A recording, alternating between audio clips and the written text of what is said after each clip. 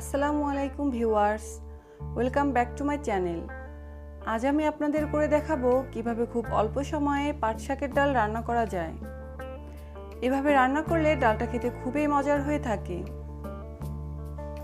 তো চলুন দেখে নেওয়া যাক আজকের রেসিপি। প্রথমে রান্নার জন্য একটি প্যানে পরিমাণ মতো তেল নিয়ে নিচ্ছি। তেলটা একটু গরম হয়ে আসলে এর মধ্যে দিয়ে দেব দুটি মাঝারি সাইজের পেঁয়াজ কুচি, একটি রসুন কুচি, 3 থেকে 4টি কাঁচামরিচ। এখন এগুলো একটু নেড়েচেড়ে ভেজে নিব।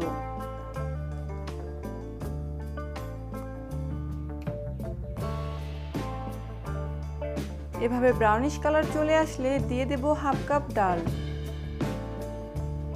ডালটা আমি 1 ঘন্টা আগে ভিজিয়ে রেখেছিলাম। এভাবে ভিজিয়ে রাখলে খুব কম সময়ে ডালটা সিদ্ধ হয়ে যায়। এখন 1 চা চামচ লবণ, হাফ চা চামচ হলুদের গুঁড়া দিয়ে একটু সময় নিয়ে ডালটাকে ভালোভাবে ভেজে নিব।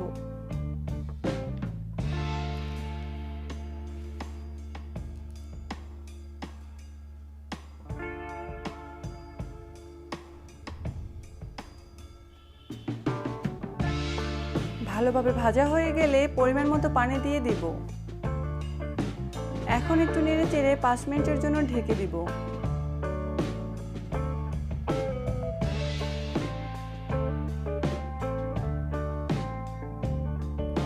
ঢাকনা উঠিয়ে একটু নেড়ে চেড়ে অপেক্ষা করব ডালটা সিদ্ধ হওয়া পর্যন্ত।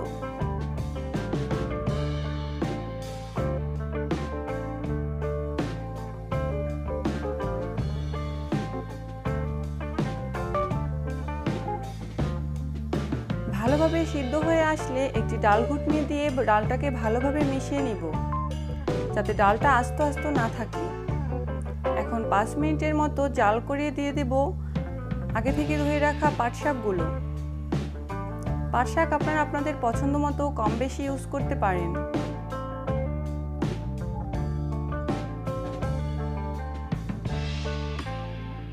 এখন 5 থেকে 7 মিনিট রান্না করে নিব।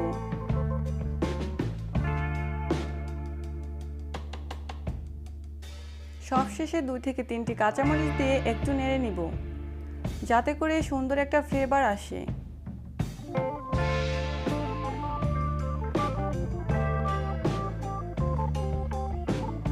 এভাবেই তৈরি হয়ে গেল আমাদের পাট শাকের ডাল।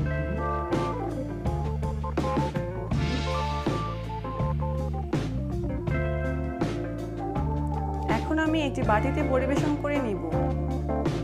ভিডিওটি ভালো লাগলে আমার চ্যানেল সাবস্ক্রাইব করবেন ও আমার পরিবারের জন্য দোয়া করবেন।